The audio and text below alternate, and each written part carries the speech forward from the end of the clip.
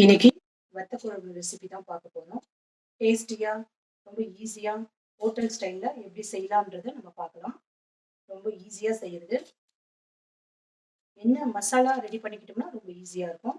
இப்போ எப்படி செய்யலாம்ன்றத பார்க்கலாம்.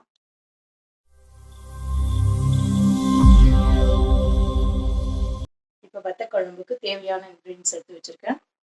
வெந்தயம் கொஞ்சோண்டு, ஒரு 1/2 ஸ்பூன், ஒரு 3 ஸ்பூன் தனியா, இதுல காஞ்ச மிளகா, காஷ்மீர் மிளகா, இது ரெண்டுமே எடுத்து வச்சிருக்கேன். காரம் வேணுன்றவங்க அவங்க விருப்ப பிரகாரம் மிளகா சேர்த்துக்கலாம்.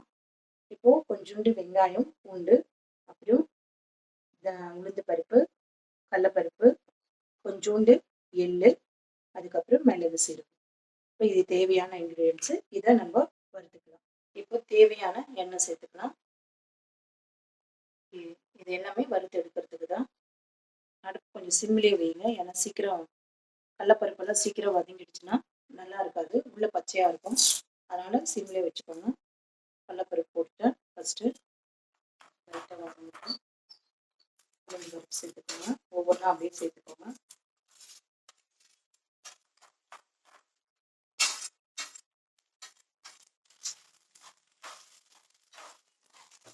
வதங்கிடுச்சு. நல்லா வதங்கினோன்னு வாசனை வரும், நல்லா வாசனை வரும். நம்ம ஸ்டவ் ஆஃப் பண்ணிட்டு இதை மிக்சியில் பொடி பண்ணி எடுத்துடலாம். இப்போ கேஸ் ஆன் பண்ணிக்கலாம்.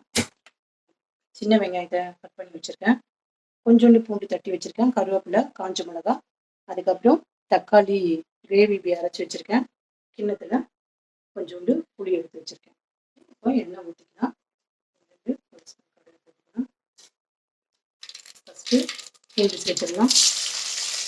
அதுக்கப்புறம் வெங்காயம், சின்ன வெங்காயம், அதுக்கு காஞ்ச மிளகா, கொஞ்சோண்டு கருவேப்பிலை போட்டுருங்க. நல்லா கொஞ்சம் வதங்கட்டும். இதில் வச்சு கொஞ்சம் மீடியம் நல்லா வதங்கட்டும். ஆனியனுடைய கலர் கொஞ்சம் சேஞ்ச் ஆகட்டும். வத்த குழம்பெல்லாம் முன்னாடியே ஒரு நாள் செஞ்சு வச்சுட்டு சாப்பிட்டோம்னா இன்னும் டேஸ்ட்டாக இருக்கும். மதியம் சாப்பிட்றோம் அப்படின்னா காலையிலேயே ஒரு 10 மணி போல் அப்படி செஞ்சு வச்சுட்டு நீங்கள் சாப்பிட்டீங்கன்னா மதியத்தில் இன்னும் ரொம்ப டேஸ்ட்டாக இருக்கும். நம்மக்கிட்ட என்ன பாத்திரம் இருக்கோ அதை வச்சு செஞ்சுக்கலாம். ஆனால் என்னென்னா மசாலா நல்லா ஊறணும். இதில் செய்யணும்னா மசாலா போடுற இதில் இருக்கிற அந்த வெங்காயம் வேகிற பதத்தில் இருக்குது. இதெல்லாம் நம்ம செய்யும் போது ரொம்ப டேஸ்ட்டாகவும் இருக்கும். சிலர் மண்சட்டியில் செய்யணும், ஒரு சிலர் அந்த இந்த பாத்திரத்தில் செய்யணும்னுவாங்க. அவங்கவுங்க விருப்பம். கிட்ட என்ன இருக்கோ அதை வச்சு செய்யறது இன்னும் நல்லா டேஸ்டாகவும் இருக்கும். என்னன்னா அந்த இது வேகிறது பொறுத்து தான் இருக்கு. இப்போ அரைச்சி வச்ச மிளகாத்தூள் சேர்த்துக்கலாம். 1 ஸ்பூன். ஏற்கனவே நம்ம மிளகா அதில் பண்ணி சேர்த்துருக்கோம். இப்போ காரம் எக்ஸ்ட்ரா வேணுன்றவங்க எக்ஸ்ட்ரா சேர்த்துக்கோங்க, உங்கள் காரத்தை பொறுத்து. ஏற்கனவே நம்ம மசாலா அரைக்கும் போது கூட நம்ம காரம் சேர்த்துருக்கோம். இப்போ இதுலேயும் காரம் சேர்த்துருக்கோம். இப்போ வேணுன்றவங்க காரம் வேணும், எவ்வளோ வேணுன்றவங்க அதுக்கேற்ற மாதிரி சேர்த்துக்கோங்க. நான் ஒரு 1.5 ஸ்பூன் சேர்த்துக்கிறேன். நல்லா இந்த தக்காளி பூண்டு சேர்த்துக்கோங்க. தக்காளி தண்ணி அதிகமாக சேர்க்க வேணாம், ஏன்னா இது கொஞ்சம் நல்லா வேகும். நல்லா அந்த தண்ணி ட்ரை ஆகும். அப்போ அந்த சமயத்தில் நம்ம புளி சேர்த்துட்டோம்னா டேஸ்ட் நல்லா இருக்கும்.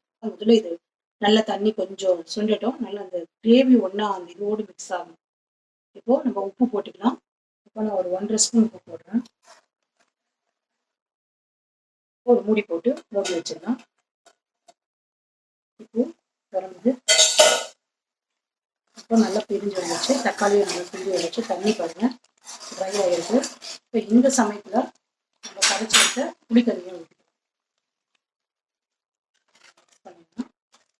மூடி வச்சிடலாம். நல்லா கொதிக்கட்டும். இப்போ நம்ம என்ன செய்யலாம், இது நல்லா கொதிக்கட்டும். அது கொதிக்கிறதுக்குள்ள நம்ம சுண்டைக்காய் வத்தலை ரெடி பண்ணிக்கலாம். இப்போ பார்த்தீங்கன்னா சுண்டைக்காய் வத்தல் இது வீட்டிலே செஞ்சது. நீங்கள் கடையில் கூட இருக்கிறது போடலாம், ஒன்றும் ப்ராப்ளம் இல்லை. டேஸ்ட் மாறாது. இதை லைட்டாக அது மாதிரி வறுத்துக்கணும். இப்போ நம்ம வறுத்துட்டோம். இதை ஆஃப் பண்ணிடலாம். நல்லா கொதிச்சிடுச்சு. இப்போ நம்ம அரைச்சி வச்ச அந்த பொடி மிக்சியில் நீங்கள் பாருங்கள், இந்த மாதிரி பொடி கூட அரைச்சிக்கலாம். ஒரு சிலர் நைஸாக வேணும், நைஸாக அரைச்சிக்கோங்க. இந்த மாதிரி பொடி பண்ணி வச்சுட்டு ஒரு 3 ஸ்பூன் அதை சேர்த்துக்கோங்க. அதை கலரி விட்டுடுங்க. இந்த வத்தலை எடுத்து இதை போட்டேன்.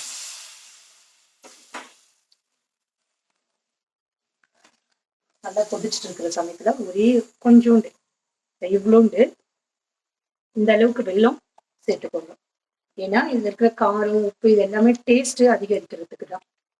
எப்பவுமே காரமா செய்யற ஒரு டிஷ்ல கொஞ்சோண்டு வெல்லம் போட்டோம்னா அதனுடைய டேஸ்ட்டை நமக்கு இன்னும் அதிகமா நல்லா இன்னும் டேஸ்டா இருக்கும், தூக்கி கொடுக்கும் அந்த டேஸ்டா.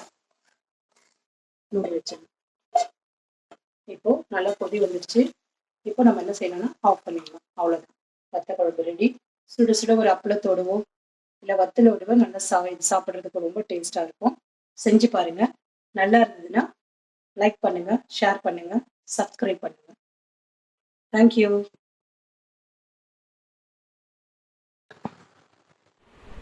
வாங்க சாப்பிட்டு பார்க்கலாம் எப்படி இருக்குன்னு.